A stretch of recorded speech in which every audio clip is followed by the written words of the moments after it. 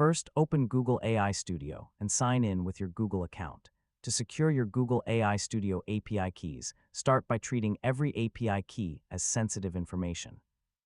Never share your API key publicly or place it directly in a public GitHub repository, screenshot, tutorial, or front-end code. If you need an API key, create or manage it through the appropriate Google AI platform or Google Cloud settings connected to your project. Once you have the key, store it securely. For local development, use environment variables or another secure secret management method instead of writing the key directly into your source code. For example, your application can read the API key from an environment variable while keeping the actual secret outside the project files. If you are deploying an application, use the secret management system provided by your hosting platform or cloud environment.